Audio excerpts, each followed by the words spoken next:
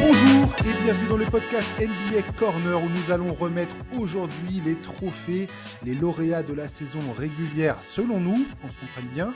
Pour m'accompagner, c'est Charles que je salue évidemment. Bonjour Charles. Salut Josh, salut à tous. Alors Charlie, on est là pour remettre des trophées mais on n'a pas de vote, on est d'accord, hein, la NBA nous a pas donné le droit de vote encore. Bien sûr que si, d'ailleurs ils attendaient juste notre podcast pour décerner les vrais trophées. Ah cool. Ah bonne nouvelle. Tu sous-estimes notre influence là. Ah mais non mais j'ai raccroché avec Adam tout à l'heure, effectivement, il m'a dit attendez les gars, quand est-ce que vous faites ce numéro zut quoi. On va parler vite fait de l'actu parce que Taylor Jenkins a été démis de ses fonctions de son poste de coach des Grizzlies le soir même où on a publié le dernier numéro du podcast. On a rigolé toi et moi, on s'est envoyé un message dans la foulée en disant what. Voilà une décision plutôt étonnante de la part de la franchise à 3 semaines des playoffs. C'est l'assistant Thomas Izzalo qui a pris sa place en tant que coach intérim.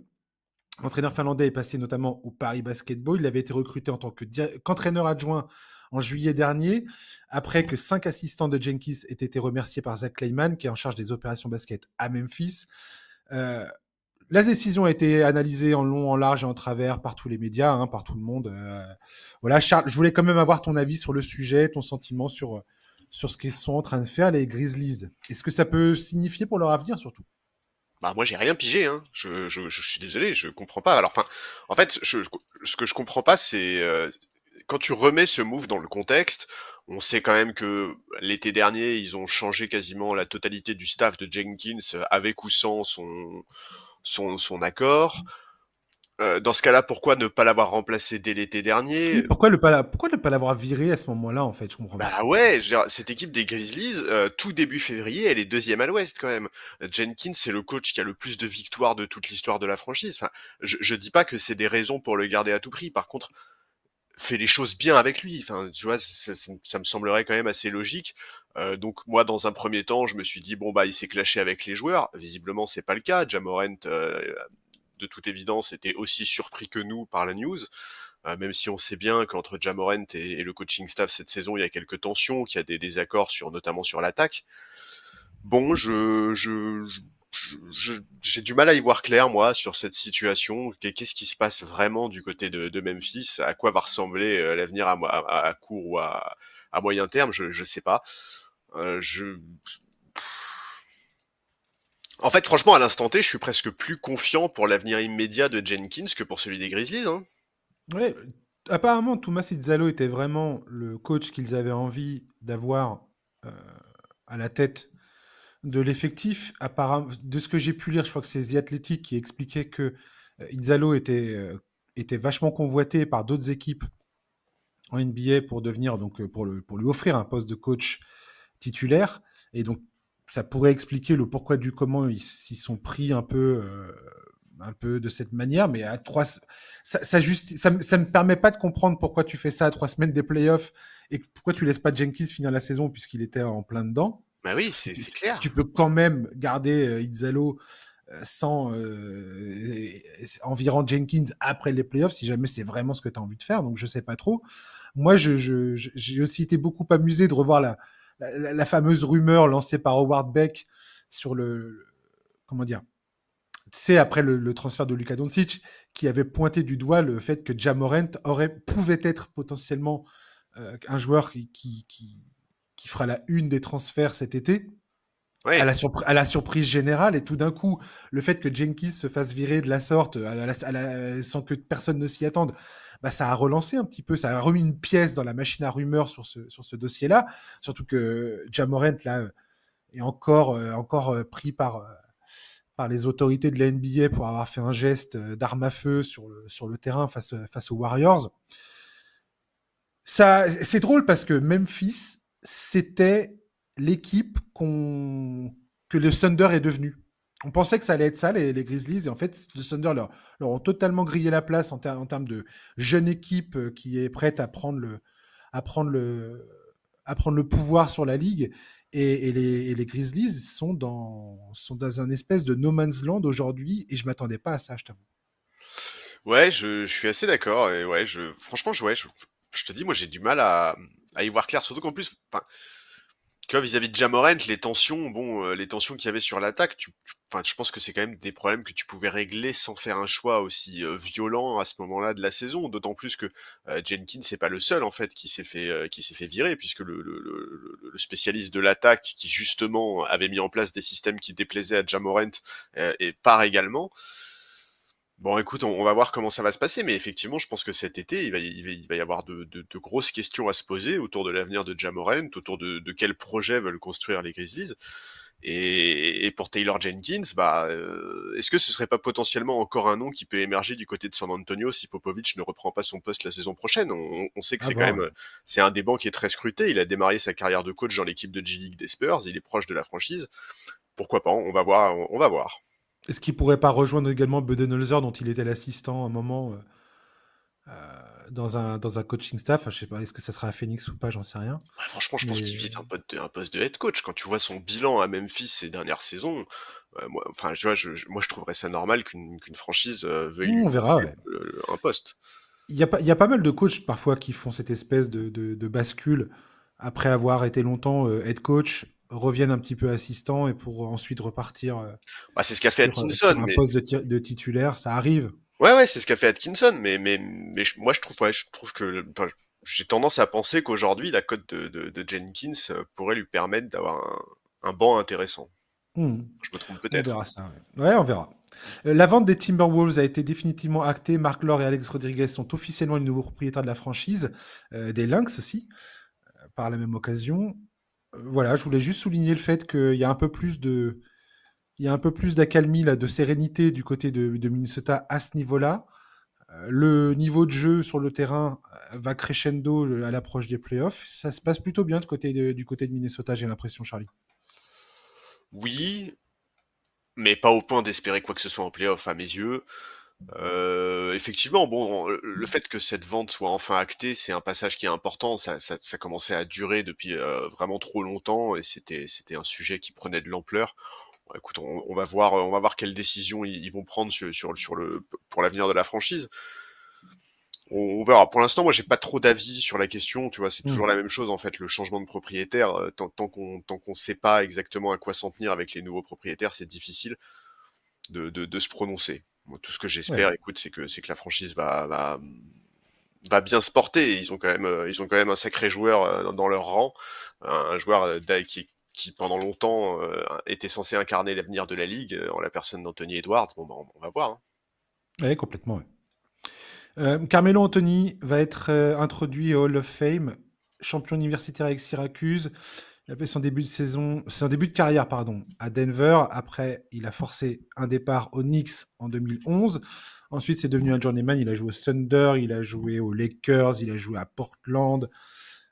Il a remporté l'or olympique avec la Team USA en 2008, 2012, 2016. À l'époque, c'était le premier joueur de l'équipe masculine américaine et au monde international à remporter 3 médailles d'or. Voilà. Normal pour toi, Carmelo Anthony Hall of Fame ou pas? Je rappelle quand même qu'il a disputé une finale de conférence dans toute sa carrière. Il a jamais été MVP, jamais de All NBA First Team. Bon.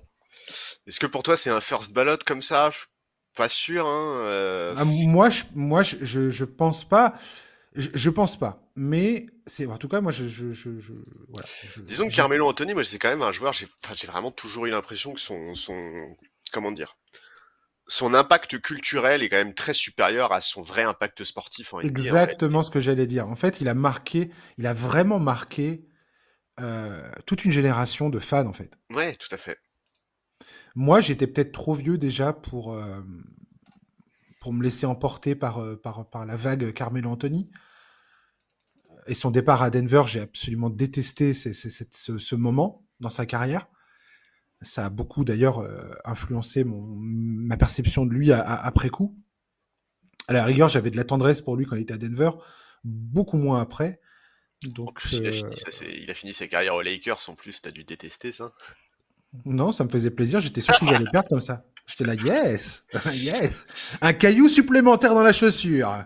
Nickel. Non, mais ouais, voilà, Carmelo, écoute, bah, c'était un joueur offensif très fort. Maintenant, pour moi, c'est pas un first ballot, c'est pas un first ballot Hall of Famer. Ça m'étonne pas qu'il finisse au Hall of Fame. Encore une fois, je te dis, son impact culturel, moi, c'est quelque chose que moi j'ai toujours eu du mal à comprendre, pour être honnête. Pourtant, je suis plus jeune que toi, hein, parce que tu dis que c'est peut-être que t'étais trop vieux pour être emporté. Moi, il m'a jamais emporté non plus. Je l'ai toujours trouvé très surcoté. Maintenant, bon bah voilà, hein, c'est un personnage de la NBA, que ça nous plaise ou non. Ouais, tout à fait. Mais bon, son bilan individuel, à part sa carrière FIBA qui était remarquable et qui aujourd'hui est égalée par Kevin Durant, que ce soit en nombre de points, que le nombre de médailles d'or, tout ça. Enfin, voilà, En fait, il symbolise quand même vachement les années loose des Knicks, quoi. Ah ouais, ouais, non, mais, Les mais années loose des complètement, ouais. années 2010, enfin, pour moi, c'est vraiment le visage de cette loose, c'est Son Carmelo. impact a toujours été assez limité. Quand ils font les finales de conférence face aux Lakers, justement, en 2009, je crois que c'est cette année-là qu'ils le font, euh, c'est Chauncey Billups qui est le moteur de cette équipe des Nuggets Ouais, à bien ce sûr. moment-là. C'est parce qu'il est arrivé dans le transfert avec Iverson qui était parti aux Pistons. Euh, c'est sa présence à lui qui change totalement la mentalité de ce groupe. Et, euh, et Carmelo Anthony a toujours eu du mal individuellement à porter une équipe, à emmener un groupe avec lui. Et il l'a prouvé, au Knicks. Et c'était tellement stupide de sa part de forcer ce transfert au Knicks. Je veux dire, ils ont été obligés de vider l'effectif de tout leur talent pour pouvoir le faire venir. Et il s'est retrouvé ensuite dans une équipe où tout était à reconstruire, avec des problèmes de salary cap, Bah, avec ce que faisaient les Knicks à l'époque, c'est-à-dire on va récupérer des vétérans par-ci par-là qui veulent essayer de gagner un titre et ainsi de suite. Et c'est ça, c'était mais à chaque fois ça sentait ça sentait pas bon quoi. je crois qu'ils ont passé qu'un seul tour de playoff, hein, Je crois qu'ils ont les fait qu'une Knicks depuis longtemps. Ouais, c'est ça. demi-finale de conf, ouais. Ouais, c'est ça, ouais. Ils ont passé une seule fois un tour de playoff où ils ont perdu contre Indiana. C'est ça. Donc Ouais, ouais. C'est en 2013, je crois, un truc comme ça. Ouais, je tout à fait, ouais, m'avance. c'est 2013. Non, non, c'est ça, c'est 2013. Ok. Enfin bref, voilà. Et puis alors, qu'on vienne pas me parler de numéros retirés à Denver de Carmelo Anthony, pour moi c'est niette, mais 10 fois sur 10 quoi. Jamais de la life, Denver ne doit retirer ce maillot-là. Le 15 Ouais, c'est le 15. appartient au meilleur joueur de l'histoire de la franchise. Et il n'y a même pas de débat à avoir, quoi. Je veux dire, Carmelo Anthony, ouais, il a marqué l'histoire de Denver un petit peu. Après, il a fait son caprice, il s'est barré. Ok, salut, bon vent, quoi. Non, mais il existe même pas dans l'ombre de Jokic à Denver. Il faut Non, non, arrêter non, de mais déconner. j'arrête pas de voir des fans qui parlent de ça tout le temps. Ouais, faut retirer son maillot aux Nuggets. Mais de quoi vous parlez? Mais Non, non, ça, c'est pas possible. et je dis C'est ça. impossible. Je reconnais que Carmelo Anthony à Denver, son passage a été marquant. Il y a aucun souci là-dessus. Il a Non, mais permis un peu de redonner un élan à cette franchise, d'être compétitif, de tout ça. Il y a aucun souci là-dessus. Je ne dis pas le contraire. Mais il s'est passé ce qui s'est passé. La franchise a décidé de laisser son numéro disponible pour les autres. Ce qui a été fait quand Nikola Jokic a rejoint la franchise. Et basta, voilà, c'est terminé quoi. Non mais voilà, en fait, moi je serais ouvert au débat si Jokic n'avait pas porté ce numéro. En fait, dès lors que Jokic a porté ce numéro, c'est terminé en fait. Il a fait disparaître Carmelo Anthony des tablettes de ce 15 et c'est tout. Est-ce que son set va être retiré au Knicks? Non, je crois pas. Hein. Je crois pas non Je plus. crois vraiment pas. Alors là, Ce surtout au serait Knicks, trop hein. bizarre. Bah oui, On oui, est oui. d'accord? Ouais, non, je pense pas. Je sais pas. Désolé pour les fans de Carmelo Anthony, hein, vous avez le droit de nous maudire, il n'y a aucun souci. C'est Ouais, normal. mais Quand vous on est changerez fan rien à son majeur, palmarès ni à son bilan en playoff. voilà. Et vous changerez rien à mon avis. Désolé de vous le dire. On va parler du rookie de l'année. Pour ce faire, j'ai invité Flavien Porta de la chaîne GoToGuy qui suit justement les jeunes talents français. Ils ont fait sur leur chaîne un documentaire sur Zachary Isaché. On parle de ça, on parle de Stephen Castle, de Zachary Isaché, on parle également d'Alex Sarr. Voilà, on se retrouve après Charlie, ce passage avec Flavien. À tout de suite.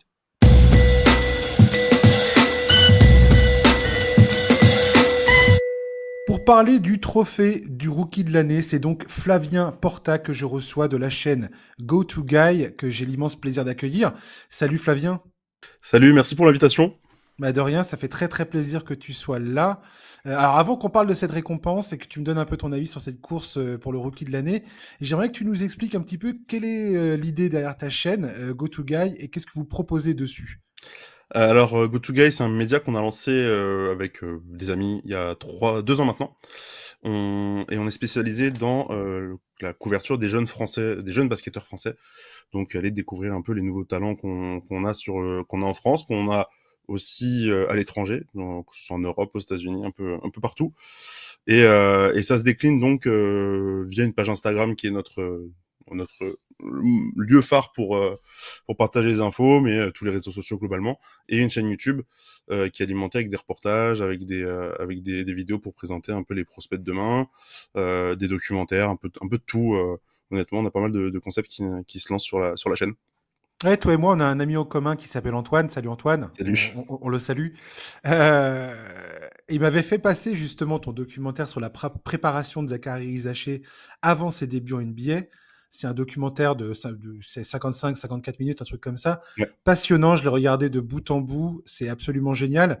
On vous voit en train de travailler avec lui, enfin en train de le filmer, vous l'interviewez, vous lui demandez un petit peu comment il se prépare, comment il travaille, vous interviewez ses coachs et ainsi de suite. Comment vous en êtes, comment vous avez réussi à l'engager sur ce projet avec vous? En réalité, quand on a lancé le média du coup en juillet 2023, nous notre objectif c'était donc d'aller dans les salles de basket le plus possible pour filmer les matchs. On est 3 vidéastes et en fait au fur et à mesure de la saison, j'ai un collègue qui a travaillé aussi pour la NBA, qui avait lancé un programme NBA Future Stars Now, et qui du coup nous employait aussi pour faire des images des prospects NBA. Donc c'était beaucoup de Zachary, il y avait beaucoup de Tijan Salin aussi qui est à Charlotte maintenant, et du coup en fait il nous a vus sur pas à tous ces matchs, mais il y a une bonne partie de ces matchs dans la saison. On a fait le déplacement aussi à Ulm en milieu d'année pour un de ces matchs contre un autre Français qui avait été drafté par New York cette année, pas comme Nadia. Et au fait, c'est lui qui nous a contacté en juillet, donc après la draft, après la Summer League, parce qu'il avait besoin de contenu pour lui. Et en fait, on a simplement échangé en se disant, bah écoute, nous on va te faire du contenu et on aimerait bien aussi faire un documentaire sur comment tu te prépares. Voilà, on a passé 3 jours avec lui à Lyon dans les installations de l'Asvel.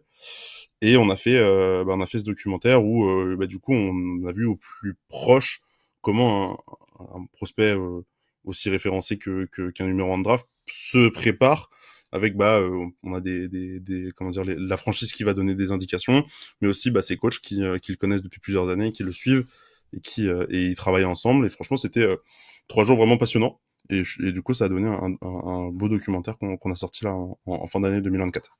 Et franchement, félicitations, c'est très très bon, très bonne prod, très bonne Merci. image, super bien monté, enfin il y a un côté aussi très technique. On voit vraiment les répétitions, l'entraînement et tout ça, c'est passionnant, franchement super taf les gars. Merci beaucoup. Ouais, franchement, j'ai été épaté par ce boulot et voilà. Donc allez-y, n'hésitez pas, YouTube, GoToGuy, Instagram également pour suivre voilà les futures stars françaises potentiel à rentrer en NBA. Alors, on est là, toi et moi, pour parler de la course pour le rookie de l'année. Ouais. Grosso modo, ce titre de rookie de l'année, pendant très longtemps, la majeure partie de la saison, les 3/4 de la saison, dirons-nous, enfin, ouais, c'est ça, ouais, on peut dire ça. C'est Stephen Castle qui était en tête. C'est lui, je pense, qui va remporter ce trophée. J'ai pas l'impression qu'il y a beaucoup de remises en question à ce niveau-là dans les médias américains et dans les conversations, même pas chez les bookmakers et ainsi de suite. Donc j'ai l'impression que c'est un peu une autoroute pour Stephen Castle. Cependant, je voulais justement parler avec toi de Zachary Rizaché qui, au mois de février, a commencé à montrer vraiment une amélioration dans son jeu, dans le fait de son acclimatation, dans ses habitudes de jeu. Il faut dire aussi que les Hawks ont transféré DeAndre Hunter. Ouais. Ils ont également fait partir Bogdan Bogdanovic, qui a dégagé du temps et des responsabilités pour Zachary Rizaché, qu'il a su mettre à profit. Et je voulais parler un peu avec toi justement de ça, de ton regard, le regard que tu portes sur cette fin de saison canon qu'il est en train de nous faire. C'est vrai que tu vois son début de saison, on va dire peut-être jusqu'à décembre, on l'a pas senti très à l'aise. En fait, moi j'avais l'impression qu'il était bien dans le collectif, mais que juste les tirs rentraient pas. Parce que il a une sélection de tir qui est très propre, qu'il en fait jamais trop. Il laisse beaucoup le jeu venir à lui. Il joue pas en fait comme un joueur de 19 ans en réalité. Et à partir de janvier, déjà, j'ai vu qu'il y avait une amélioration. Effectivement, les transferts qu'on a eu du côté d'Atlanta lui ont fait de la place, même si Bogdan Bogdanovic jouait déjà pas beaucoup, mais c'est surtout DeAndre Hunter et le départ de DeAndre Hunter qui a beaucoup bougé pour lui. Et c'est vrai que ça a tout changé en réalité dans sa saison, parce que il fait rookie du mois à l'Est en février, rookie du mois à l'Est en mars. Il a des grosses performances. Là, il sort d'un match à 36 la semaine dernière, où je crois qu'il est seulement le 9e joueur en dessous de 20 ans à le faire dans l'histoire de l'NBA. Pas mal quand même à souligner.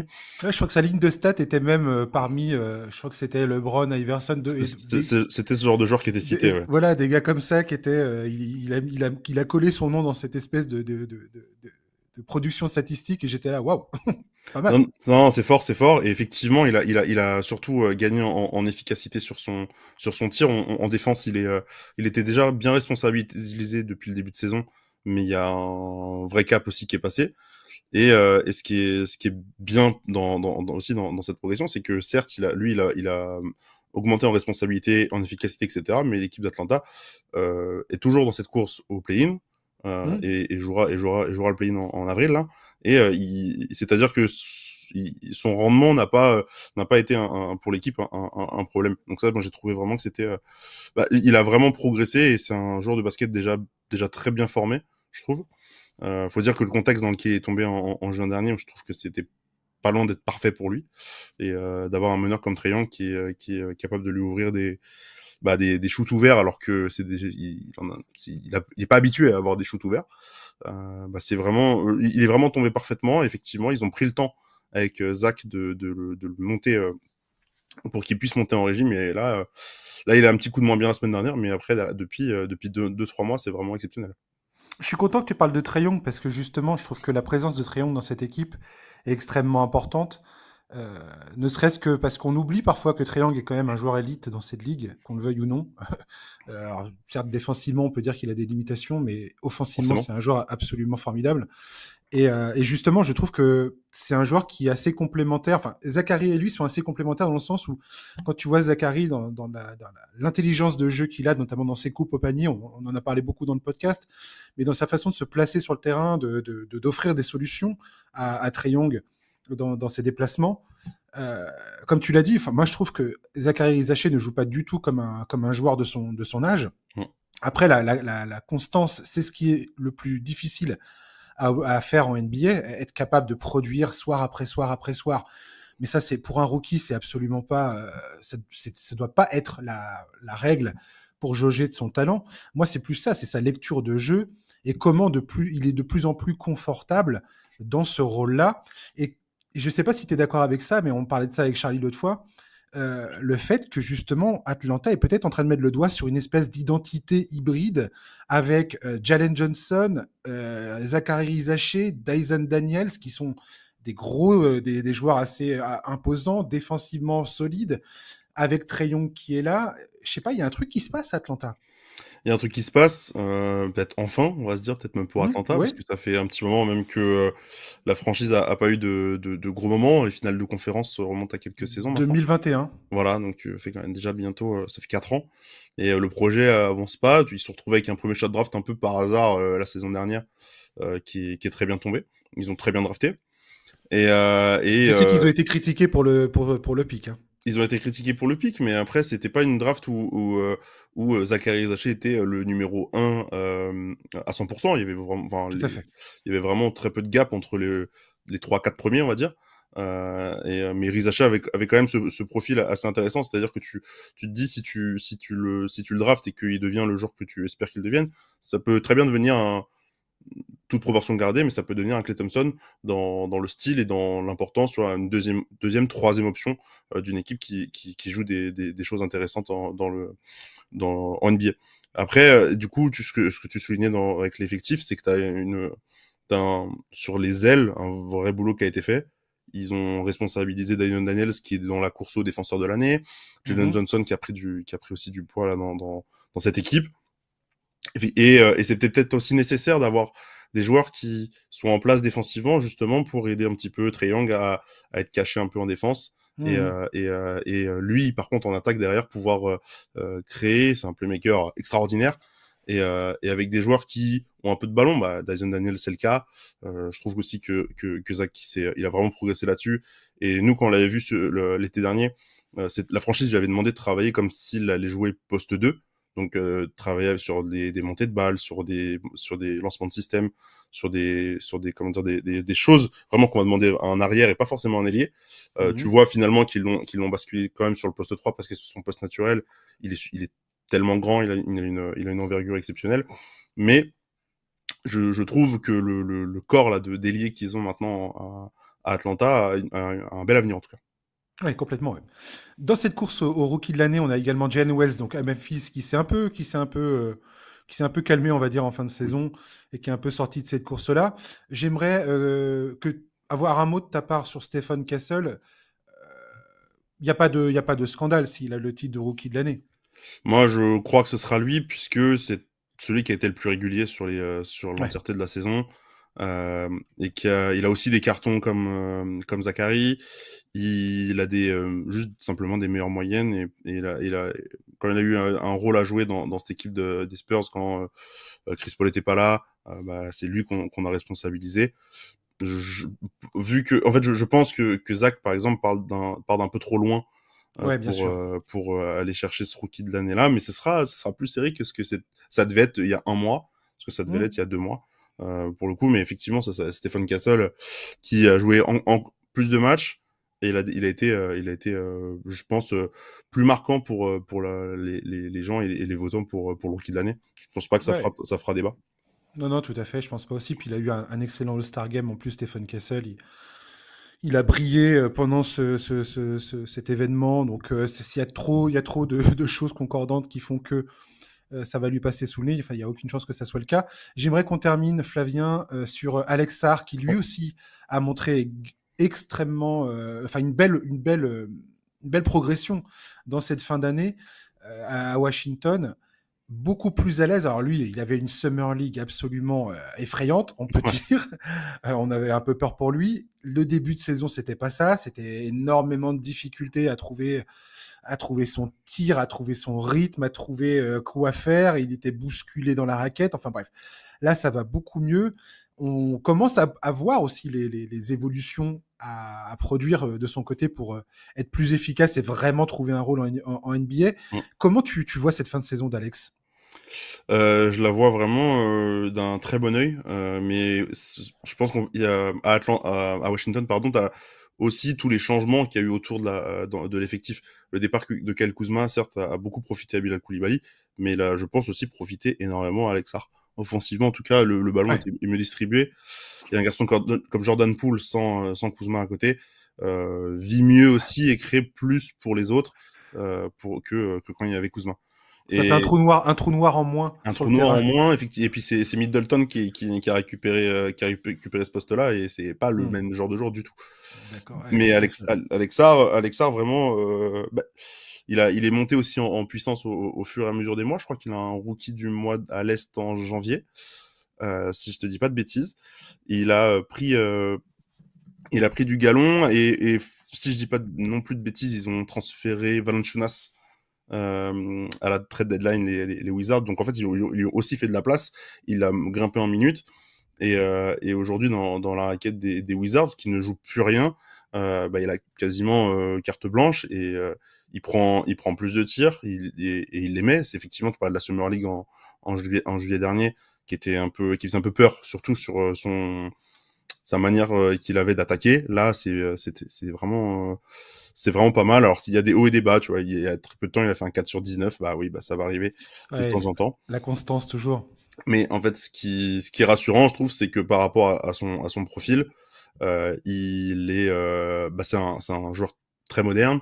C'est le plus jeune plus jeune pivot de l'histoire à mettre 103 points dans une saison. Ce qui, moi, me terrifie à l'idée de voir un garçon de 2m16 capable de shooter à 3 points avec de la régularité. Alors, il shoot à 32% cette année, mais c'est déjà pas mal pour un rookie, sachant que quand il était en Australie la saison dernière, il shootait beaucoup moins, il avait un rôle beaucoup moins important là-bas. Je suis vraiment content, et puis du coup là sur cette fin de saison, il s'est vraiment affirmé. Il a eu des gros cartons. Faut qu'il puisse continuer là sur les derniers matchs de la saison NBA.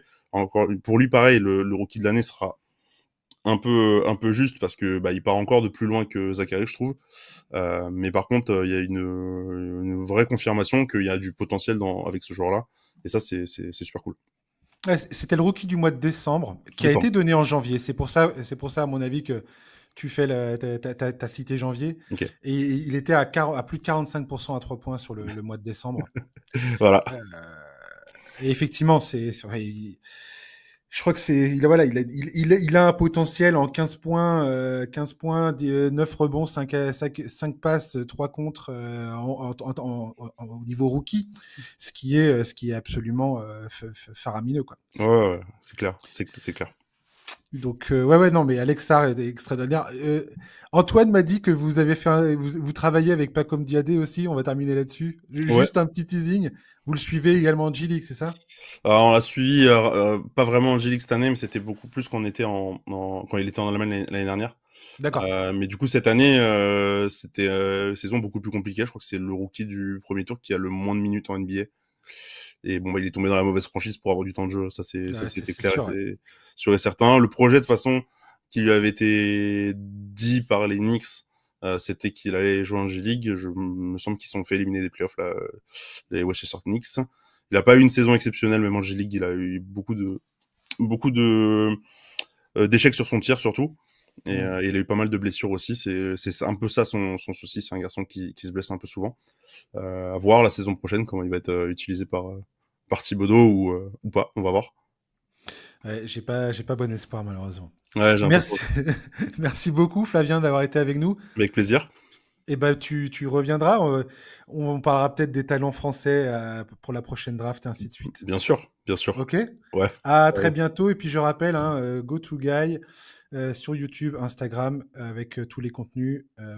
C'est à prendre. Et le truc cerise hachée, franchement, quand tu regardes ça avec le recul, avec la saison qui se passe, c'est absolument génial. Bravo, les gars. Merci beaucoup. Ciao, à la prochaine. À la prochaine.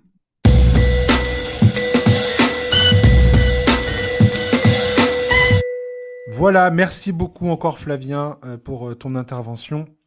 Charlie, on va parler des autres trophées, donc. On va commencer par le coach de l'année. On fera ensuite la meilleure progression, le défenseur, le 6e homme et le MVP. Yeah, ça va être bien ça. On va essayer de faire ça sans faire un podcast de 3 heures, si tu veux bien. Ouais. On va commencer par le coach de l'année. Le favori des bookmakers aujourd'hui, c'est Bickerstaff, JB Bickerstaff. Il y a aussi Kenny Atkinson qui est pas mal cité par les bookmakers.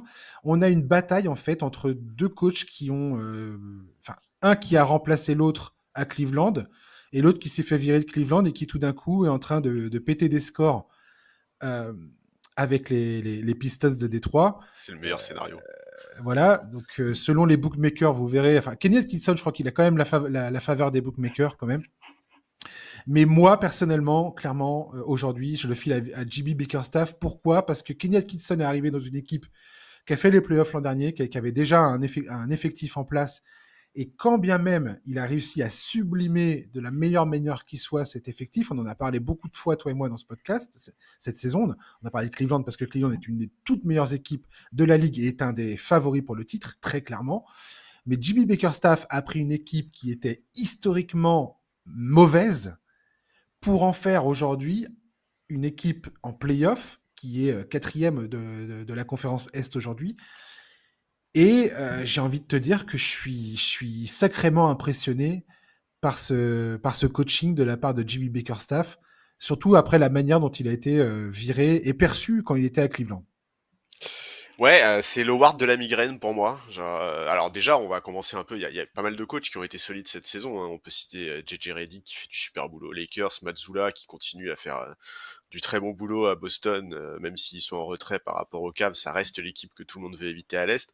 Daigneault l'a eu la saison dernière, donc a priori, si on suit le sens de l'histoire, il l'aura pas, puisque aucun coach l'a jamais gagné 2 années d'affilée. Ouais, alors le mec, il est quand même tout proche de gagner 70 victoires. Enfin, je veux Non, dire, mais pareil, bien sûr. même ça se discute. Enfin, j'ai envie de dire Non, mais zut, quoi. c'est de la folie.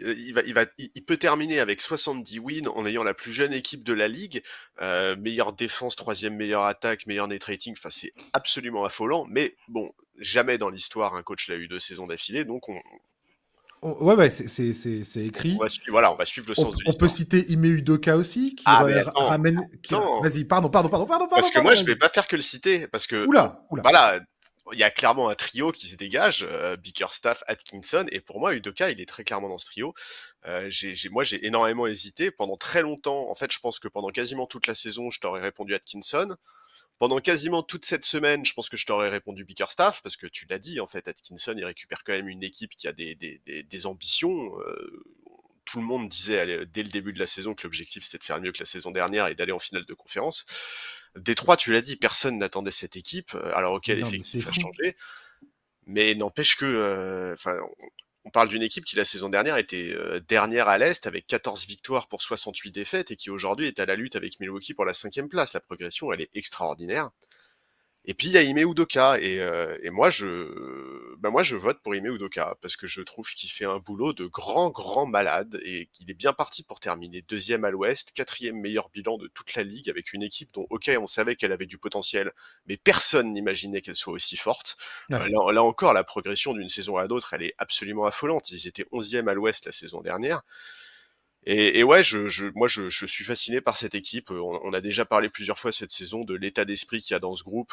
Cette équipe, elle se bat tout le temps. Les joueurs sont des fous furieux à chaque match. Il y a une débauche d'énergie, une volonté de se dépouiller et de tout donner. Enfin, c'est vraiment étonnant. Surtout qu'on est quand même en saison régulière, quoi. On n'est pas habitué à voir ça en NBA. Et moi, j'ai envie que ça soit lui qui l'ait. Il n'avait pas été récompensé lors de sa saison à Boston. Je crois que c'était Monty Williams qui l'avait eu à l'époque. Et voilà, moi, Houston, c'est une des équipes que j'ai pris le plus de plaisir à suivre cette saison. Et donc je vote Udoka parce que deuxième à l'Ouest, trop fun à suivre, vraiment génial. Il remplit tous les critères, je trouve.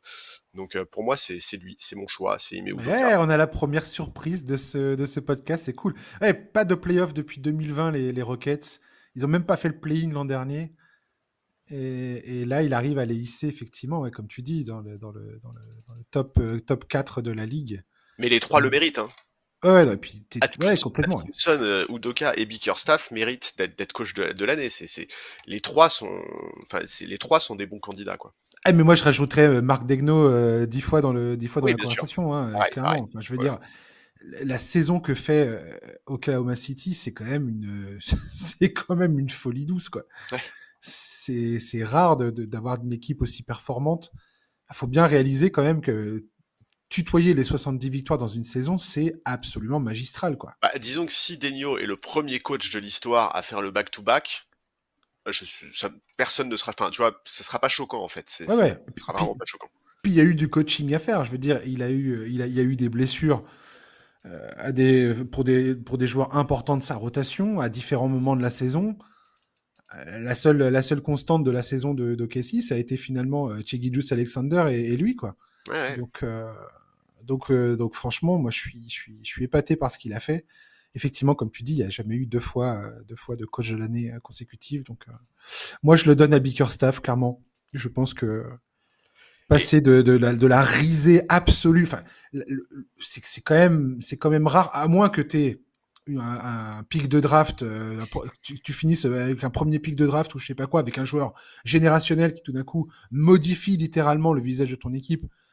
Pourquoi pas? Là, c'est pas ce qui s'est passé du tout. Non. Là, c'est vraiment, les changements d'effectifs ont été pertinents.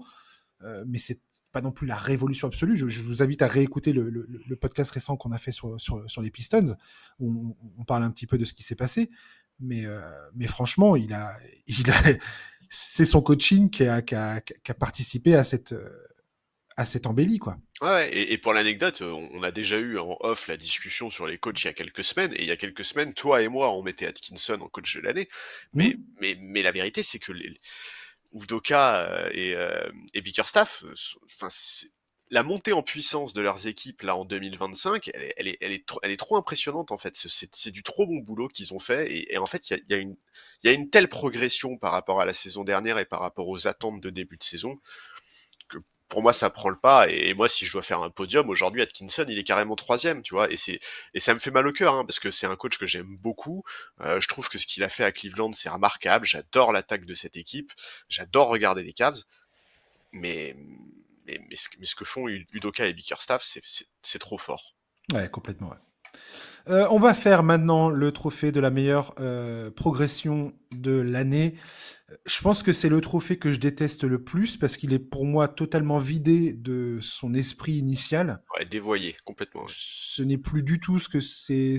Enfin, pour moi, le titre ne correspond pas. Enfin, on en parlera aussi peut-être pour le MVP tout à l'heure. Je pense que je vais dire exactement la même chose. Mais ce trophée-là ne ressemble plus à rien, je trouve, enfin, en termes de ce que c'est censé représenter. Donc moi, personnellement, et tu sais très bien ce que je vais dire, si je dois désigner la meilleure progression de l'année, ça se joue clairement entre Dyson Daniels et Christian Braun. Et j'ai envie de le remettre, ce trophée, à Christian Braun, parce que en début de saison, quand Kentavious Caldwell-Pope se casse de Denver, tout le monde est à dire « Ah, mais quelle erreur de Denver, ils n'arriveront jamais à remplacer ce joueur. » Et tout ce qu'on a pu entendre là-dessus, enfin, vraiment, c'était un tableau assez pessimiste qui était dressé de la situation.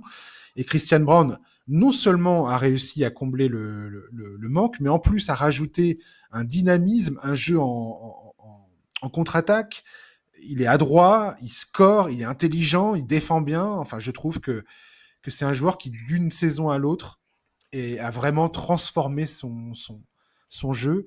Et je trouve ça absolument remarquable du côté de Denver, quoi. J'ai rarement vu un joueur prendre des responsabilités comme ça et être largement à la hauteur au point où quasiment ça semble tout à fait normal aujourd'hui au mois d'avril, alors que en octobre on était là en train de se dire mon Dieu, comment Denver va faire, quoi.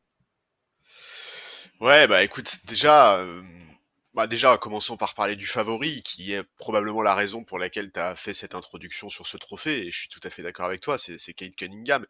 Moi, j'avoue que je comprends pas. Oui, pour moi, le MIP. c'est bien, t'as raison de parler de ça. Oui, pardon. Bah ouais, en fait, pour moi, le MIP, ça doit récompenser avant tout des joueurs avec des parcours atypiques qui atteignent des niveaux que pas grand monde attendait, et j'ai vraiment du mal avec l'idée de le donner à un ancien numéro 1 de draft dont tout le monde connaissait le talent et le potentiel. Alors ok, il passe de 22 à 25 points, de 7 il est devenu All-Star. oui, mais la vraie progression du côté de Détroit, elle est collective. C'est l'équipe qui s'est améliorée, c'est l'équipe qui fonctionne bien mieux sous le coaching de Bickerstaff. C'est d'ailleurs pour ça que t'as mis Bickerstaff coach de l'année. Et à la limite, qu'on crée un trophée pour récompenser l'équipe surprise, celle qui surperforme par rapport aux attentes, si vous voulez. Mais pour moi, le MIP, c'est pas ça. Et moi, mon candidat à moi, bah, je suis désolé, c'est pas le même que le tien. J'ai beaucoup hésité. Non, mais vas-y, c'est très bien. Mais ouais, c'est Dyson Daniels. En fait, je comprends même pas que ce mec soit pas le grand favori. Je veux dire, il passe de 5, points par match avec les Pels la saison dernière à plus de 14 points par match, plus 6 rebonds, 4 passes, 3 interceptions cette saison avec les Hawks. Il est en progression dans tous les secteurs. Et en plus, cerise sur le gâteau, le mec se permet d'être le meilleur intercepteur de la ligue, parmi les candidats pour le défenseur de l'année, le tout dans une équipe qui est à la lutte pour les playoffs à l'Est. Alors oui, Christian Braun, tu as raison, il a aussi connu une très grosse production statistique. Oui, il a donné raison au management de son équipe qui avait décidé de miser sur lui, quitte à susciter beaucoup de doutes. Oui, il est un élément extrêmement important de la saison de Denver, mais je sais pas, je trouve que Dyson Daniels, il part de plus loin. Je trouve que son impact défensif hors norme est un poids colossal dans son dossier. Et donc, moi, c'est Dyson Daniels. Je trouve que pour moi, la raison pour laquelle je ne prends pas Dyson Daniels dans cette histoire, c'est aussi parce que j'ai l'impression qu'il était quand même sacrément mal utilisé chez les Pelicans. Il avait moins de minutes de jeu, ce qui est quand même important dans l'augmentation de sa production. Et il était mal utilisé, quoi. Et je pense que les Hawks, quand ils le font venir, ils lui donnent l'opportunité tout d'un coup d'exprimer son talent. Ouais, mais il y a aussi beaucoup de ça. Maintenant, tu as raison. Il s'est imposé aujourd'hui comme un des tout meilleurs défenseurs de la ligue. Il a montré des progrès en termes dans le maniement du ballon, dans la création, dans les shoots, son petit flotteur là quand il attaque la raquette, qui est absolument imparable et sur lequel il se repose beaucoup. Voilà, excellent. Donc je comprends tout à fait ton choix et je pense effectivement que ça va être Dyson Daniels, c'est lui l'immense favori pour ce trophée aujourd'hui. Ah non, je crois que c'est Kate Cunningham qui va l'avoir, moi.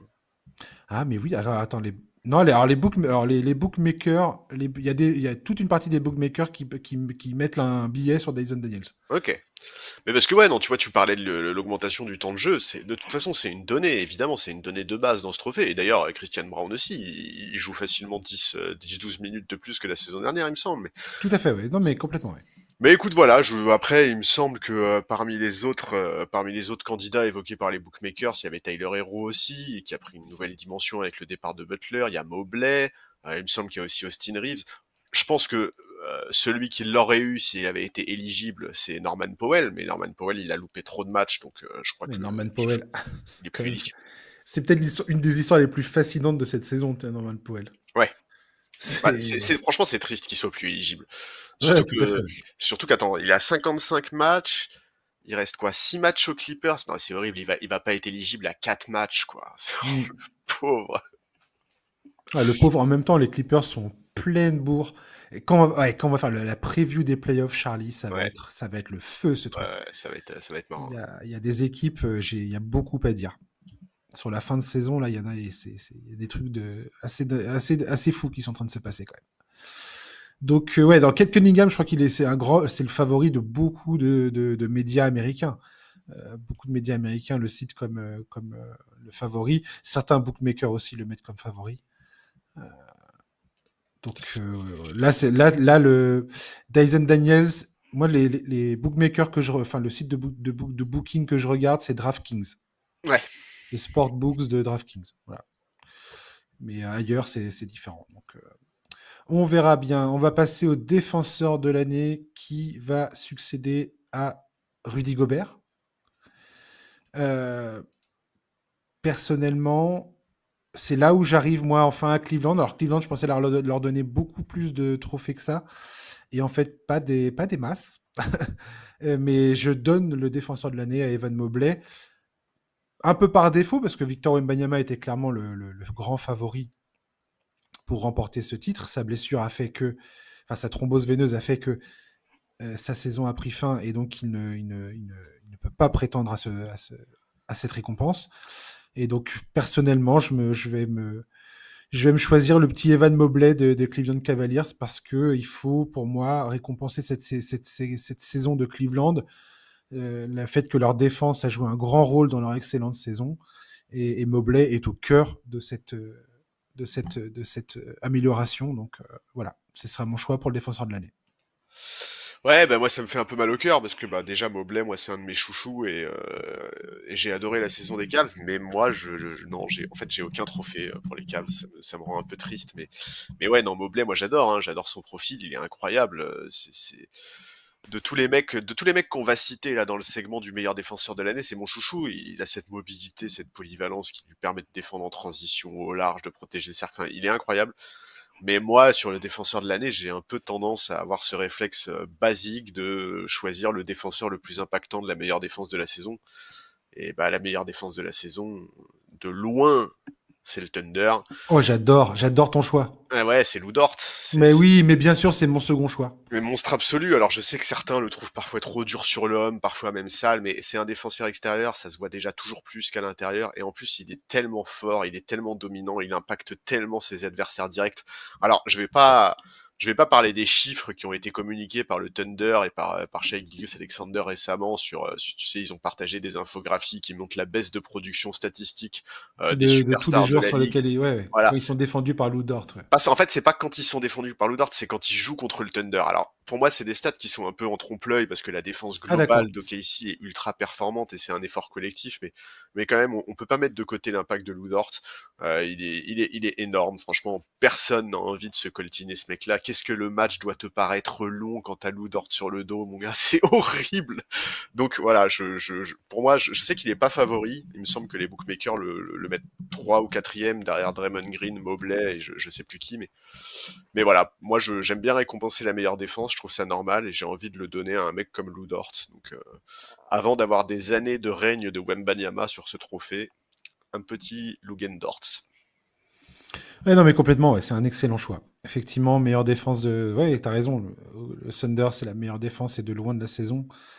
Et Lou Dort, et c'est le cœur de cette défense, absolument. C'est lui qui défend sur toutes les superstars sur le périmètre. Et effectivement, c'est un immense problème pour tous les joueurs qui doivent se le coltiner. Mais je Parce pense qu'il vraiment est, il est physique, il est rapide, Ah ouais. il a énormément de qualité. Ouais. Ouais, et puis il lâche rien, c'est un pitbull. Enfin, vraiment, je pense qu'il y a des joueurs qui font des cauchemars de ce mec. Hein. J'ai vu dans la conversation, dans pas mal de conversations, remonter le nom de Draymond Green, alors qui était jamais considéré comme favori pour choper le titre. Mais beaucoup disent attention, Draymond Green, il a fait une saison excessivement sérieuse en termes de, en termes de défense, de production défensive côté Warriors, ce qui explique aussi le fait que les Warriors ont eu une excellente deuxième partie de saison. Qu'est-ce que tu en penses de ça, toi? Bah moi je le vois même favori, hein, Draymond Green chez plusieurs bookmakers, je le vois devant Dort et Mobley. Bah écoute, il est incroyable, Draymond, il est remarquablement intelligent sur ses placements défensifs. En 2025, il est vraiment impressionnant. En fait, si les Warriors et lui-même avaient été à ce niveau défensif toute la saison, j'aurais probablement beaucoup plus hésité sur son vote parce qu'il Ouais, peut être... plus considéré Ouais, Draymond voilà. dans ces cas-là. Ouais, En fait, il a une influence globale sur la défense de son équipe qui est phénoménale et c'est vrai. on l'a vu la nuit dernière face aux Lakers. Hein, il est monstrueux, Draymond Green. Mais voilà, on peut pas juste prendre les segments de la saison qui nous arrangent. On peut pas être que dans l'immédiateté sur toute la saison. Moi, je trouve que Lugen Dort le mérite plus. Ouais, tout à fait. Ouais. Et Jaren Jackson Jr., bah, faut arrêter de faire des fautes, hein, mon gars. Ouais, ça a toujours été son immense problème. Dyson Daniels, il a été longtemps lui aussi considéré pour ce trophée. Ouais. Et Bah oui, finalement, oui. il est sorti de la conversation. Il est quasiment plus cité non plus chez les bookies. Euh, ce qui m'a plutôt surpris parce qu'il y a un moment où tu pouvais pas détacher son nom de cette conversation. Et, Le problème, et c'est la défense, la défense globale des Hawks, elle est trop mauvaise, en fait. ouais, tout à fait. C'est drôle, chez DraftKings, Draymond Green est premier. Hein. Ah ouais, non, mais je te dis, là, c'est, C'est ouf. chez plusieurs bookies aujourd'hui, effectivement, il apparaît premier, il a... C'est complètement taré. Mais oui, mais c'est parce que c'est aussi beaucoup la culture de l'instant, tu vois, et c'est vrai que la Ah ouais, défense des Warriors en vachement, ouais. 2025, elle est très sérieuse. Incroyable. J'aurais pas cru. Sixième homme de l'année, c'est Nasrid qui avait gagné le trophée l'an dernier. Cette saison, il y a eu un moment d'Andre Hunter qui a été évoqué parce qu'il faisait une excellente saison en sortie de banc côté Hawks. Maintenant, il est à Cleveland et j'ai l'impression qu'il est sorti de cette conversation. J'ai l'impression que tout le monde est sorti de la conversation, sauf un. Sauf un, et j'ai l'impression que c'est Peyton Pritchard qui est parti pour remporter ce trophée. En tout cas, c'est ce que j'ai vu partout. Moi, personnellement, j'ai envie de mettre Malik Beasley des Pistons, qui aura eu un impact assez grandiose en sortie de banc côté Détroit. Et j'ai envie de lui donner ce trophée de sixième homme, mais je pense que c'est Peyton Pritchard qui va l'emporter. Alors, moi, sur Malik Beasley, la question que je me pose, c'est un vrai doute que j'ai. J'avoue que j'ai pas regardé. Euh, c'est quoi le critère? Parce que Malik Beasley, il en a joué. Enfin, il a dû démarrer pas loin de 20 matchs, hein, quand même, cette saison. Attends, je vais C'est regarder. vrai, 17 c'est matchs. vrai. Il a start 17 matchs, sachant il a été titulaire cette semaine notamment. Donc, c'est pas impossible qu'il finisse la saison en ayant 20 matchs titulaires, tu vois. Est-ce que ça le rend encore éligible au trophée? Ouais, je sais pas s'il y a Il quelle y a est la pas de- marge. Je crois qu'il y a pas de règle écrite là-dessus, tu vois. Ou en tout cas, j'ai pas en mémoire. Parce que par contre, Peyton Pritchard, il a pas été titulaire une seule fois. Ah si, un match. Il a une titularisation cette saison. Ouais, bah écoute, Et sa production a été exemplaire à Peyton Pritchard. Je veux dire, clairement, je pense que c'est lui qui va choper le trophée et c'est tout à fait mérité. bah Il y oui, a, oui, il y a aucun problème là-dessus, quoi. 14 points en sortie de banc, 41% à 3 points, il est toujours juste. Dans combien d'équipes il serait titulaire, ce mec? Mais je me pose la question, Je me pose la question de savoir dans combien d'équipes lui donneraient l'opportunité d'être vraiment titulaire à son poste. Bah, on va pas le savoir, hein, parce que il est sous contrat jusqu'en 2028 avec un salaire annuel qui est compris Ouais. entre 7 et 8 millions. Autant te dire que du côté de Boston, ça doit se frotter les mains en voyant son niveau là. Et c'est aussi sa production offensive et son efficacité qui font de lui un joueur dont on parle depuis le début de la saison pour ce trophée-là. Ouais. Maintenant, moi, ma question concernant Peyton Pritchard, c'est à quel point son impact change la donne du côté de Boston, quoi. Étant donné le talent qui irrigue cet effectif. Et c'est pourquoi je cite, moi, Malik Beasley dans mon choix. Et j'ai hésité entre...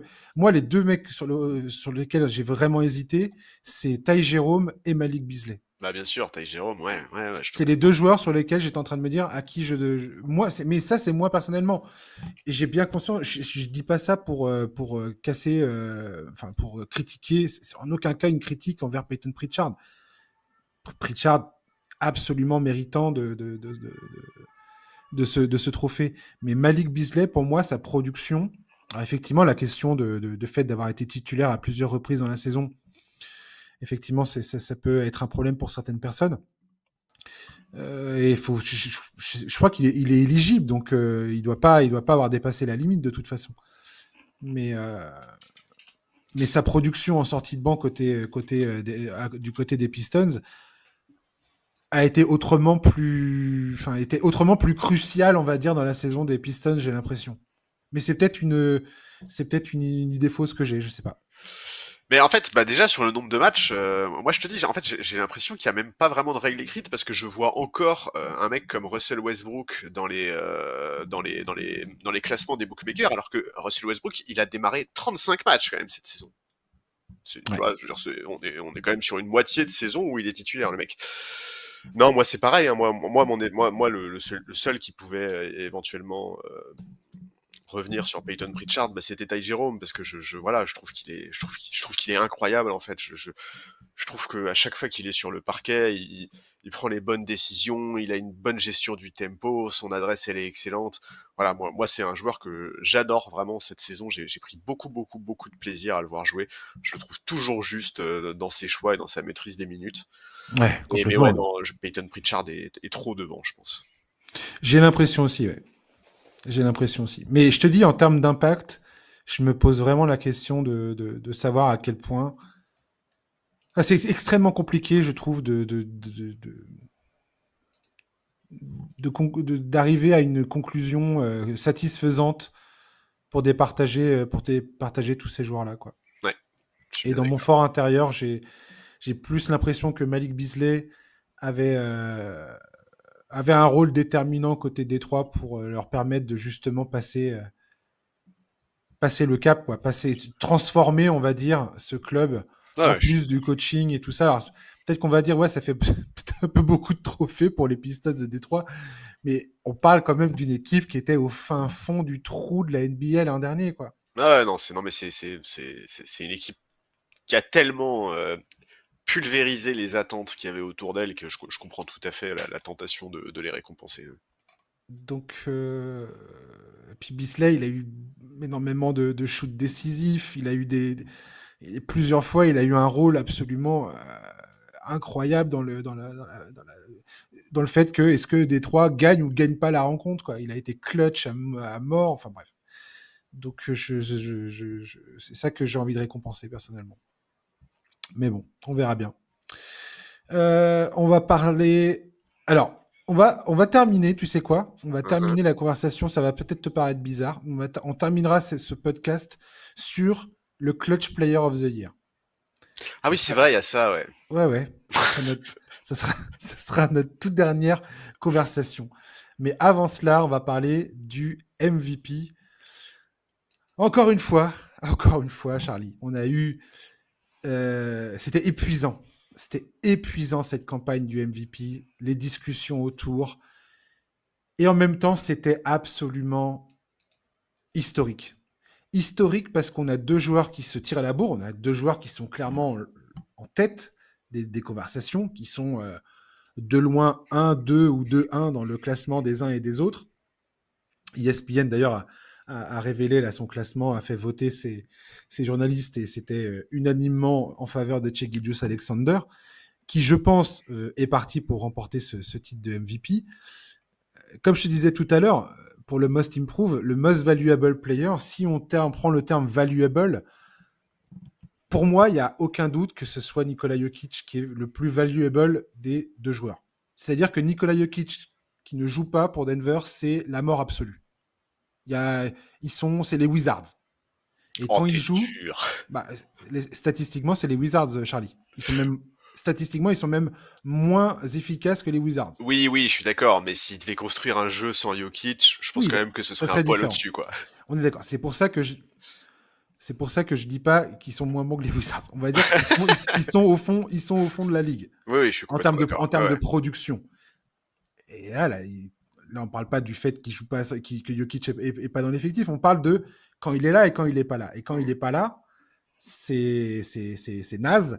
Et quand il est là, ils sont parmi le top 3 top 3 de la conférence Ouest.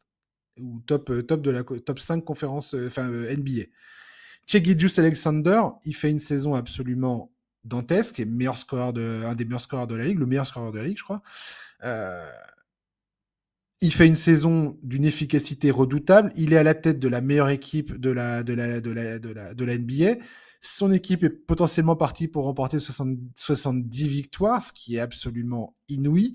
Comme je disais tout à l'heure, c'est un des rares joueurs de cette équipe qui a quasiment joué tous les matchs de la saison, qui a tout le temps été là pour combler les absences des uns des autres et ainsi de suite. Et voilà, mais pour moi, en termes de valuable, je vois pas comment Jokic, vu la production qu'il a, il est en train de nous faire statistiquement une saison absolument historique. Il tourne avec un triple-double, avec une efficacité quasiment jamais vue. Il nous a fait des matchs complètement déglingos, le 30-20-20, le 61-10-10.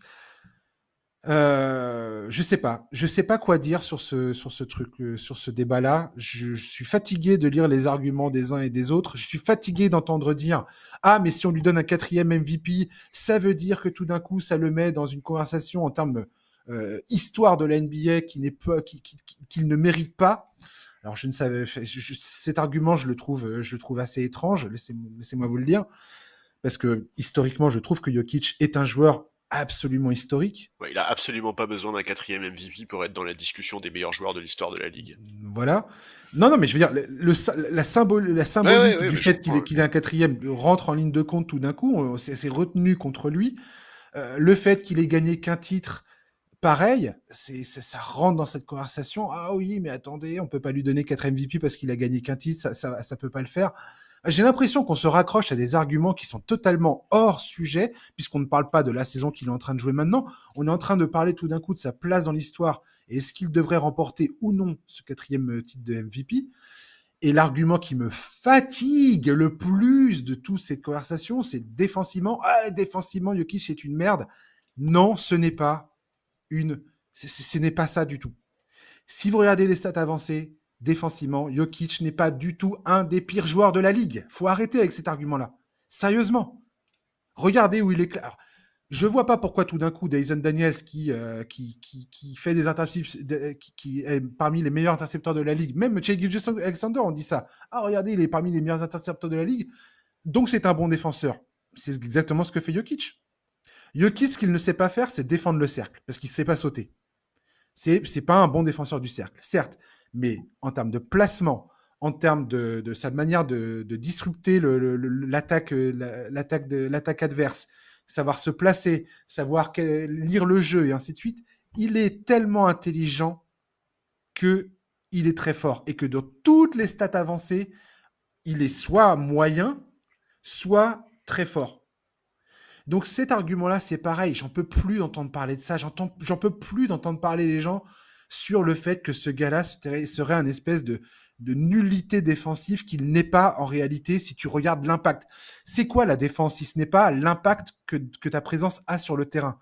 S'il était nul à ce point-là défensivement, Denver ne serait pas aussi dominant quand il est sur le terrain.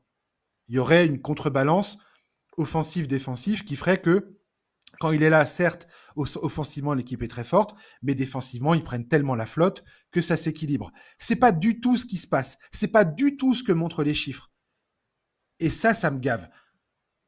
Donner le trophée de MVP à Shai Gilgeous-Alexander, j'ai l'impression que c'est exactement ça l'histoire qu'on nous raconte ad nauseam. Donc c'est ce qui va se passer. J'ai aucun doute là-dessus et tout le monde va être d'accord avec ça. Et moi-même, je suis pas contre ça. Ça me dérange pas du tout que ça soit Shai Gilgeous-Alexander qui remporte ce trophée de MVP. Il est tout à fait méritant.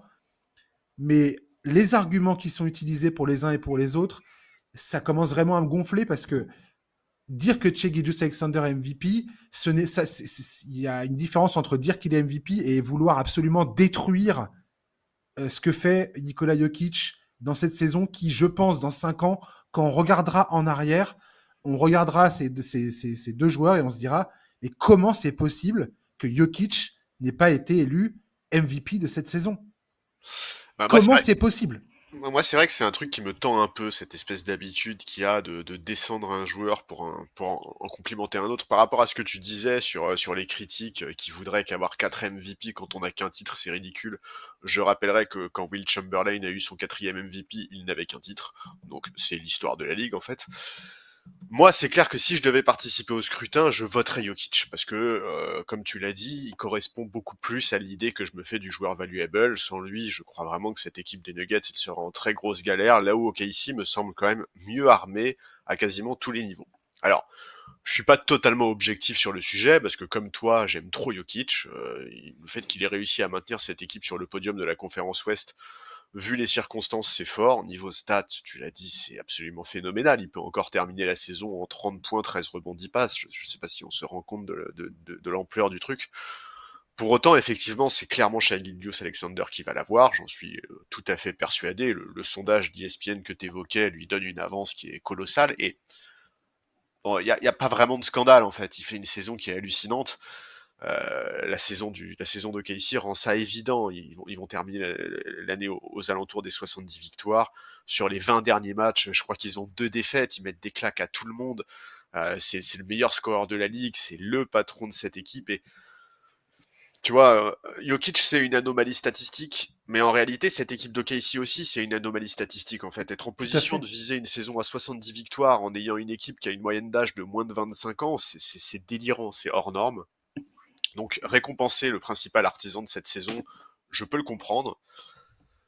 Mais voilà, moi je crois que le meilleur joueur des deux c'est Jokic, je crois que le plus valuable des deux c'est Jokic. Je comprends tout à fait les arguments des gens qui soutiennent la candidature de Shai Gilgeous-Alexander. Ce que je ne comprends pas effectivement, c'est ce besoin de descendre l'un pour complimenter l'autre. Je pense que exactement, ouais. C'est pas la peine de faire ça. En fait, les deux sont hors normes, les deux sont exceptionnels et les deux méritent de l'avoir. Tout à fait. Moi je trouve ça plus normal que Jokic ne l'ait pas cette année plutôt qu'en 2023. Sans vouloir être désagréable avec Embiid, je trouve que c'est la saison du Thunder en fait rend ça plus cohérent et plus logique. Mais effectivement, je pense que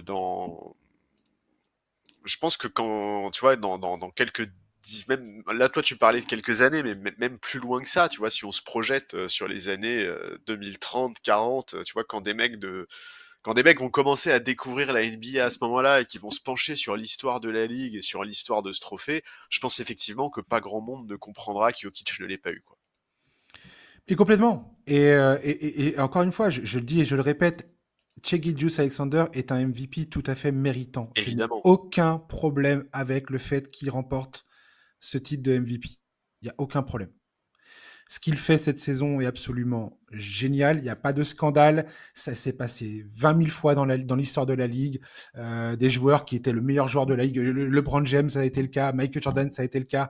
Will Chamberlain en 62, quand il fait une saison absolument, statistiquement absolument ahurissante. Et puis c'est Bill Russell qui remporte le titre de MVP parce que son équipe est mieux placée, a un meilleur record et ainsi de suite. Je veux dire, il n'y a pas de scandale. Il y a zéro scandale. Okay. Zéro.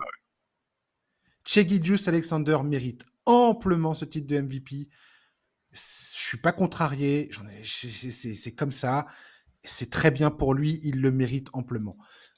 Moi, ce qui me gave, encore une fois, c'est ce que j'ai dit, c'est voilà, arrêter pour encenser Shai Gilgeous-Alexander, arrêtez de prendre la batte de baseball et essayer de défoncer Jokic au moment où ce mec est en train d'écrire son nom définitivement dans l'histoire. Oui. Faut réaliser ce qu'on est en train de voir. On est en train d'assister à une saison absolument exceptionnelle dans l'histoire globale de la NBA.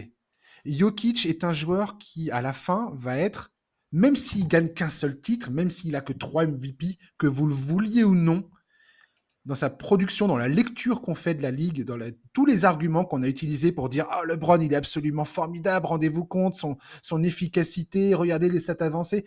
Et Jokic, comme tu l'as très bien dit, Charlie, c'est une anomalie statistique. Et tu regardes si tu regardes les player efficiency rating, il est là 5 fois dans le classement, plus que Jordan, plus que LeBron, dans les meilleures saisons historiques de la ligue. Voilà. Et il est devant Shai Gilgeous-Alexander cette saison sur cette statistique. Ouais, non, voilà. Il est devant en box plus minus, il est devant je ne sais combien de jours. C'est lui qui a fait les meilleures saisons statistiques en termes de production statistique et efficacité. C'est lui. Qu'on le veuille ou non, c'est lui. Et je suis un fan de Michael Jordan. Hein. Je suis le premier fan de Michael Jordan. Pour moi, c'est le GOAT, indiscutable, il n'y a pas de problème. Mais il y a un moment, Jokic, voilà, je sais pas ce que lui réserve la suite de sa carrière à ce joueur-là. Je suis dépité un peu pour lui qu'il soit dans une équipe comme Denver, qui ne gère pas très bien l'effectif. Il a aussi eu pas mal de joueurs blessés autour de lui. Enfin bref, il y a eu beaucoup de malchance de son côté.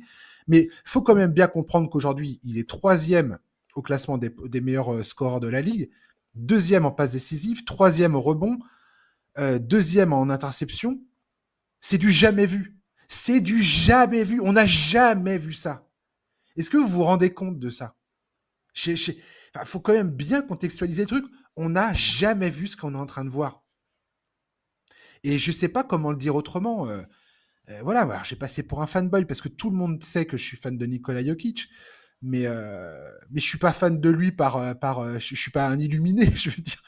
C'est juste que ce joueur, j'ai jamais vu un mec comme ça. Et c'est ce à quoi on assiste depuis 2021, même avant. Enfin, je veux dire, depuis, avant, il est juste affolant, ce joueur.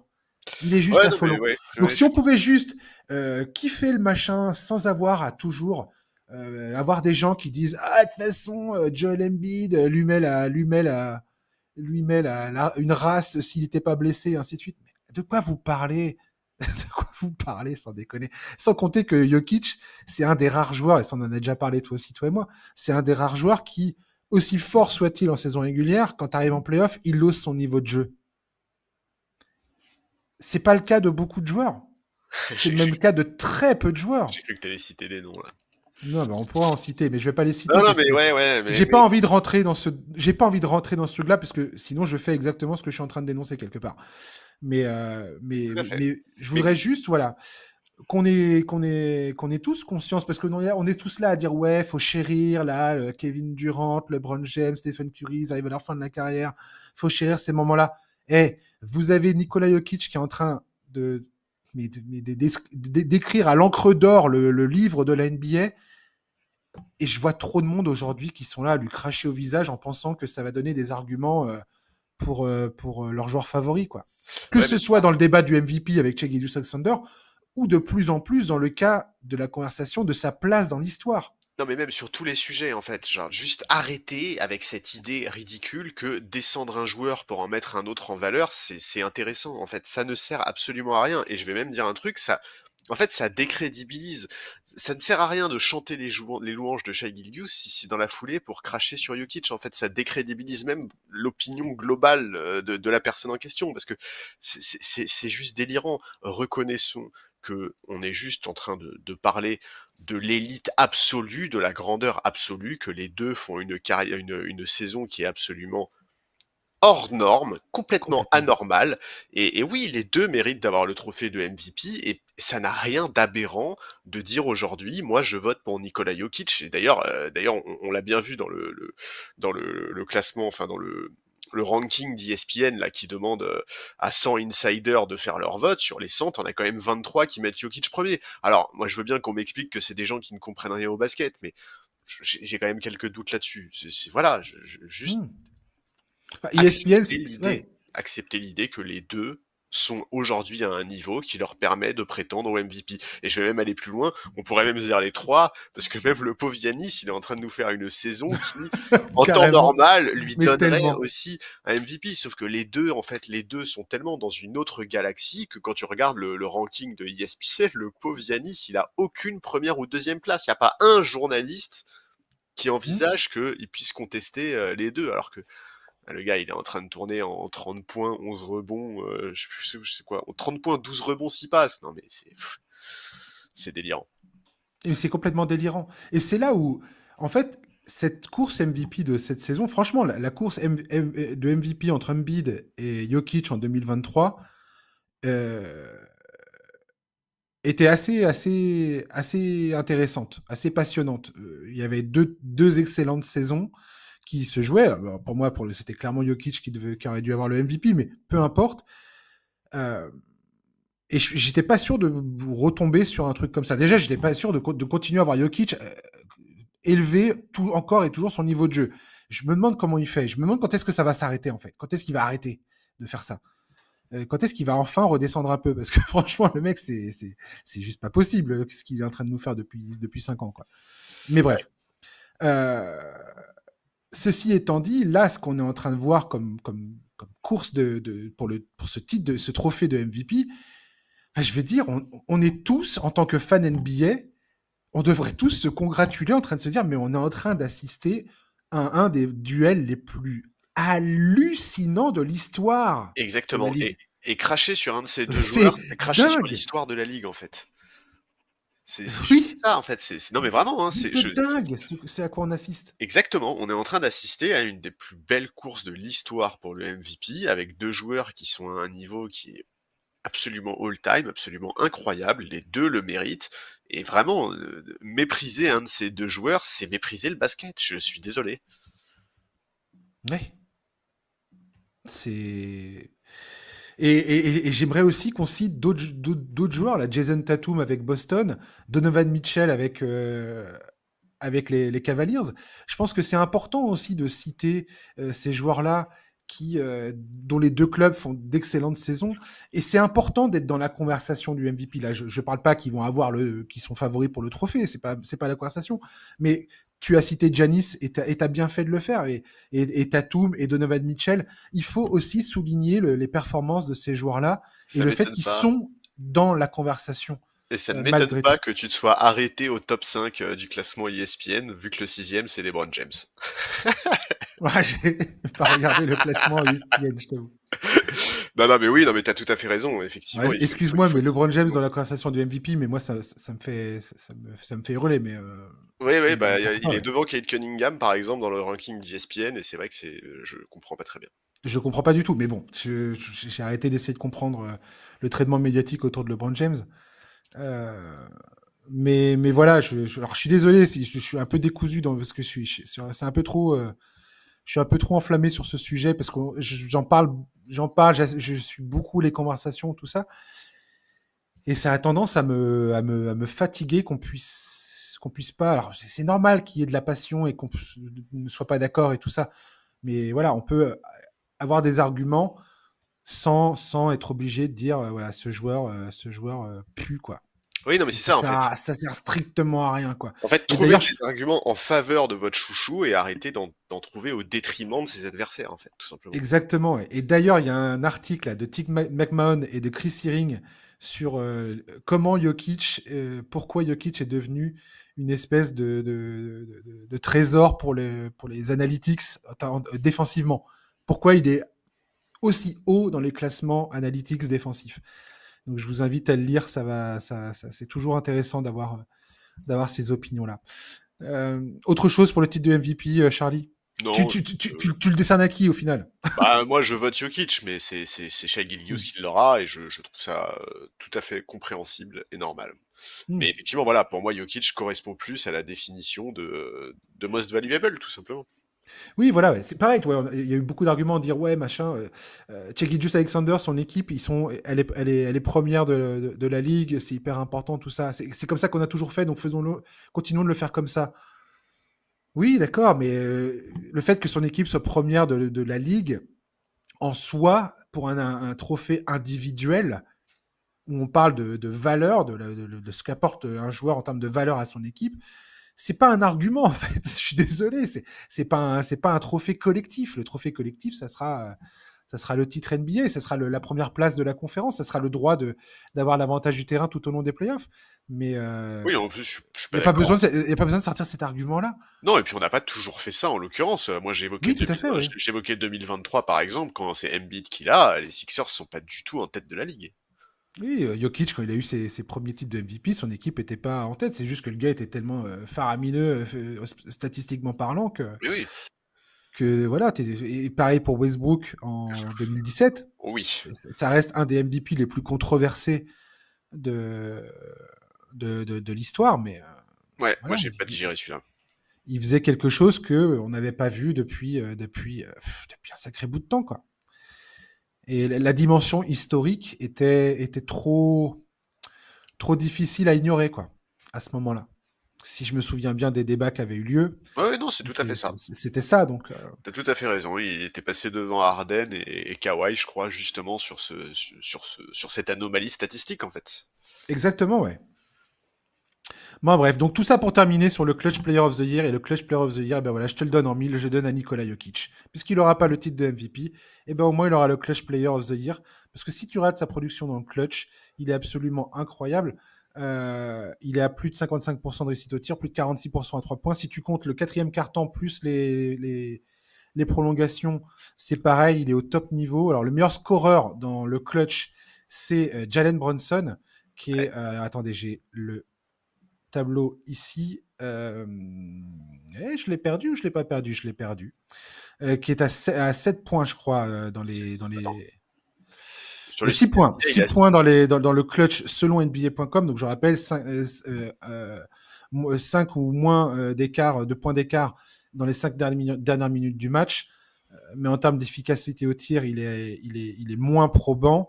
En net rating aussi, il est moins probant. Le net rating de Nikola Jokic est absolument fait partie des meilleurs ratios de toute la NBA en termes de clutch. Donc voilà, encore une fois, le ratio, le net rating, c'est quoi? C'est le ratio attaque-défense. S'il était absolument nul en défense dans le clutch, on le saurait, puisque statistiquement, ça ressortirait. Or, ce n'est pas du tout ce qui se passe. Je le répète encore et encore, Nikola Jokic n'est pas la nullité que certains vous vendent en défense. C'est pas du tout ça, en fait. c'est-à-dire que Il c'est n'y a pas le pas que les champ défense. contres en fait dans la vie. C'est comme le fait qu'il soit deuxième en interception, même ça rentre pas vraiment en ligne de compte en fait. C'est juste qu'il tape beaucoup de ballons, il intercepte beaucoup de ballons parce qu'il lit le jeu et qu'il devine ce qui va se passer. Mais c'est pas une bonne stat en tant que telle pour déterminer qui est un très bon défenseur, quoi. C'est l'impact défensif, justement. Ce qui est très, très dur à calculer. C'est un vrai débat dans la communauté des stat heads aux États-Unis, des gens qui sont fans des stats. C'est comment tu arrives à juger la défense d'un joueur de façon pertinente. Et personne ne se met d'accord là-dessus. On a des outils qui sont toujours imparfaits, en vérité. Et, euh, et voilà. Donc, le Clutch Player of the Year, pour moi, c'est Nikola Jokic. Je te laisse choisir, Charlie, le tien. Écoute, Même pour si moi, t'as peut-être pas préparé ce trophée-là, toi. Ouais, non, ce trophée, je l'oublie toujours, je le trouve anecdotique. Mais écoute, bon, j'imagine Brunson. Attends, est-ce qu'il est éligible, Brunson? Il a joué 61 matchs, ouais, il va être éligible.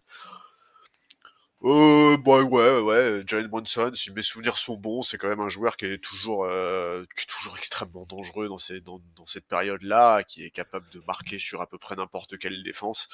Alors tu l'as dit, il est moins efficace et moins propre que Jokic, mais bon, Il reste redoutable. oui, Il reste absolument redoutable. Encore une fois, Jalen Brunson est un joueur absolument magnifique tout à fait. et sa qualité dans le money time, il l'a prouvé à maintes reprises, quoi.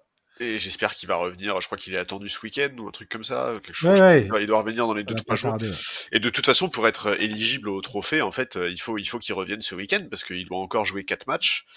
Donc il faut revenir, Monsieur Brunson. Même si arriver en forme en playoff est quand même vachement plus important qu'obtenir le clutch trophy of the year. Ouais, tout à fait. Ouais. C'est quoi? C'est la 3e année, c'est ça qu'il existe ce trophée? Ouais, je crois, ouais, c'est De'Aaron Fox et l'an dernier, c'est le Steph. premier, et c'est Steph Curry l'an dernier, ouais, c'est Ouais. ça. Donc, ouais, on verra bien. Jerry West Trophy. Ouais, on verra bien ce qui se passe. Charlie, on se retrouve la semaine prochaine. Yes, avec plaisir. Cette fois, c'est pour parler du play-in. Je crois que c'est ça, la fin de saison, c'est quand exactement, tiens? Je sais plus, mais on va parler de ça puisque ça sera juste avant la semaine du play-in, et après il y aura les playoffs à faire. Ouais, c'est ça, le play-in c'est le 15, donc c'est mardi, dans 10 jours. Tout à fait. Et d'ailleurs, chers auditeurs, enfin on vous reconfirmera ça la semaine prochaine, mais pour ceux qui manqueraient le wagon éventuellement, le podcast de la semaine avant les playoffs, ça sera le samedi qui sortira et non pas le vendredi, parce que il y aura le dernier match de qualification pour c'est quoi, la 8e place, oui c'est ça, ouais. Pour la 8e place qui se jouera dans la nuit de vendredi à samedi, donc faudra qu'on attende la fin de ces matchs-là pour vous dire ce qu'il en est. Donc voilà, donc la semaine prochaine ça sera sûrement un épisode plus court avec des pronostics sur le play-in. Voilà, donc Charlie, je te dis à la semaine prochaine. Avec plaisir. Et chers auditeurs, merci de nous avoir écoutés. Et donc on se retrouve dans une semaine. D'ici là, passez une bonne fin de journée, un excellent week-end. À ciao, bye bye.